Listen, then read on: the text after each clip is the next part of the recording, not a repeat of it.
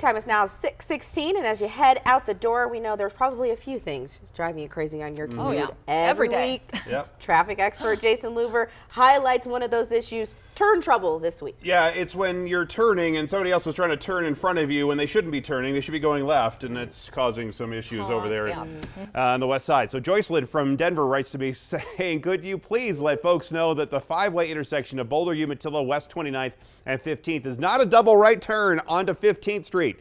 I know it could be tricky, but there is a clear signage telling you where to go. I've had a few folks almost destroy the driver's side of my car thinking it's a double turn. Well, I think this is one of the most unique intersections in Denver.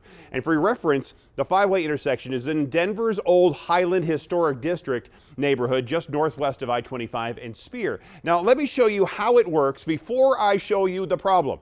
Going east on 29th, you have a traffic signal there at Umatilla. If you can go to the video, please. From there, you have two options depending on the lane you are in. The right lane allows for a hard right to South Umatilla or a more gentle curve to the right. Onto 15th Street, that takes you into downtown Denver. The left lane is supposed to allow you to go a hard left to North Umatilla or a more gentle curve to the left, going down Boulder Street. You can see the signage is pretty clear. There is a problem, though, with drivers who end up in the left lane and turn right when they shouldn't. And that leads to these close calls like right there, when somebody just cuts in front of somebody from that left lane. Several times when I was watching traffic out there, I saw drivers who just didn't want to wait in the queue in the backed up right lane. They go up into the left lane to be the first in line, then they would punch the gas as soon as the light turns green to jump in front of the right lane drivers. Now, the main concern is that there is very little space to make that risky move where several cars could be hit. Now, I poured through Denver crash data from the last 5 years of that intersection and found a total of 43 crashes.